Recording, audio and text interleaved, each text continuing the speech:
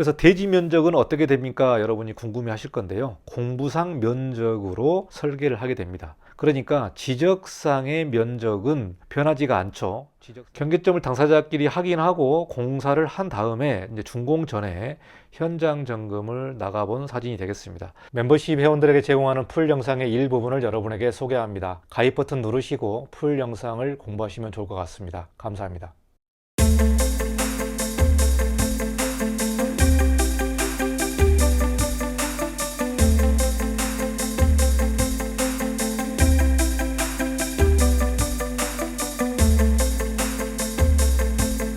안녕하십니까, 이건영 건축사입니다. 건축중학교 온라인 강의 13번째 수업을 시작하도록 하겠습니다. 지난 시간에는 지적 불부합지에 관련된 기본적인 개념과 또 연남동 프로젝트에 관련된 기본적인 사항들을 조금 강의를 했다면, 이번 시간에는 본격적으로 이 프로젝트가 어떻게 진행됐는지, 또 지적 불부합지가 걸렸을 때 어떻게 해결해야 될지, 이런 내용들을 중심으로 강의를 이어서 진행하도록 하겠습니다. 자, 그러면은 강의를 시작하도록 하겠습니다. 자, 공사 전의 현장 사진입니다. 공사 전의 현장 사진인데요. 바로 이 땅이 제가 진행했었던 프로젝트 사이즈가 되겠습니다. 자, 여기서 보시면은 명확하게 담장이 보입니다. 담장이 보이기 때문에 사실 지적 불부합지 같은 경우는 담장의 경계로 인정할 수밖에 없는 그러한 사정도 있습니다. 자, 그러면은 이 땅 같은 경우는 여기를 경계점으로 보고, 이 땅 같은 경우도 이렇게 경계점을 볼 수도 있지 않습니까? 그래서 이 지역은 어떤 문제가 있었냐면 현장과 지적이 안 맞는 경우죠. 현장과 지적 경계가 안 맞는 부분이 되겠습니다. 자, 이런 경우는 어떤 문제가 있냐면요.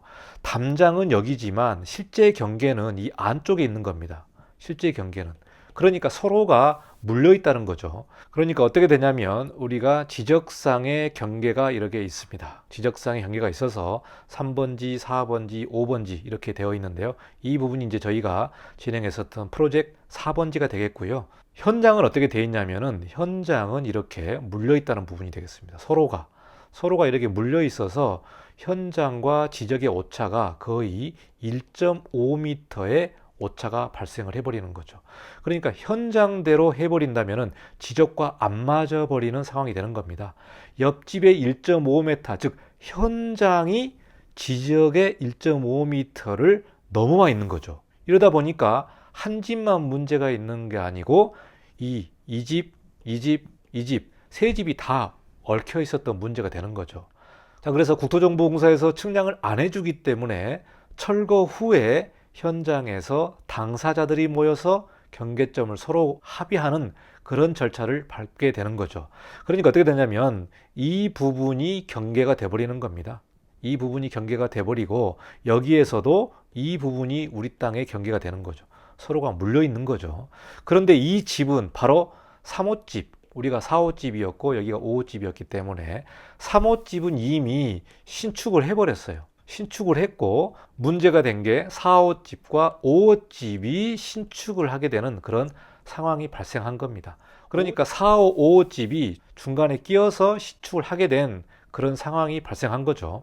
자, 여기가 경계점이 돼버리는 겁니다. 이 부분이. 담장은 여기에 있는데 실제 경계는 이 지점이 된다는 거죠. 여기서도 현재 담장은 여기 있지만 경계가 여기다 하는 거죠. 경계가. 그러니까 우리의 경계를 찾아야 되는 거죠. 우리의 경계를 찾아야 되고 오른쪽에서는 우리의 경계를 찾고 왼쪽에서는 5집의 경계를 내줘야 되는 거죠.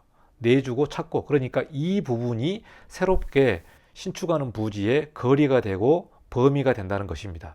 자, 준공사진인데요. 준공사진은 4층의 모습인데 연남동 근린생활시설의 상가 모습이 되겠습니다. 그래서 이 부분들을 보시면 이제 간판을 달 수 있게끔 이렇게 미리 설치를 하고요. 이 간판을 안 달면 간판을 이런 벽에다가 달게 되면서 이제 임차인이 바꾸면은 간판을 떼고 하면서 매우 아주 오염이 되고 훼손이 됩니다. 훼손이 되기 때문에 중요한 게 이제 훼손을 방지하기 위해서 미리 이렇게 간판대도 작업을 해서 시공하는 내용이 되겠습니다.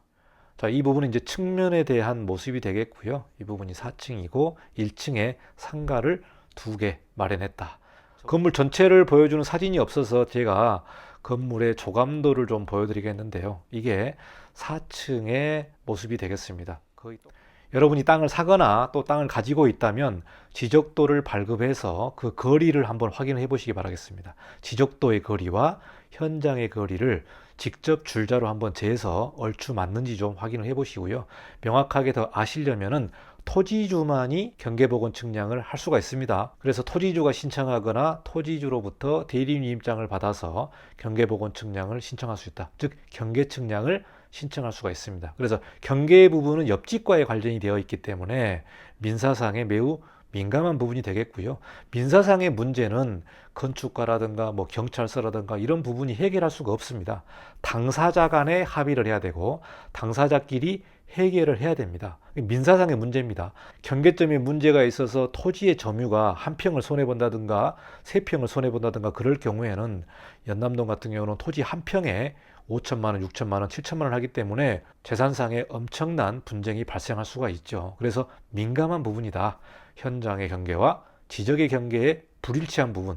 대부분이 이제 측량을 해주는데요. 측량을 해주는데 지적 불부합제 같은 경우는 측량을 안 해주기 때문에 당사자끼리 잘 협의를 해야 된다는 내용이 되겠습니다. 그래서 아주 중요하고 민감한 내용이어서요. 여러분이 혹시 지적 불부합지가 걸리면 이 부분들을 잘 해결하시기 바라겠습니다. 두 번에 걸쳐서 지적 불부합에 관련된 내용을 강의를 했습니다. 실전 사례를 하다 보니까 두 차례로 나눠서 강의를 할 수밖에 없었는데요. 여러분이 대지를 매입하거나 또 프로젝트를 진행할 때에 토지에 관련된 부분이 매우 민감하기 때문에 잘 살펴보시고 프로젝트를 진행하시면 좋을 것 같습니다. 자, 다음 영상에도 실전 사례를 가지고 여러분을 또 찾아뵙도록 하겠습니다. 감사합니다. 이건영이었습니다.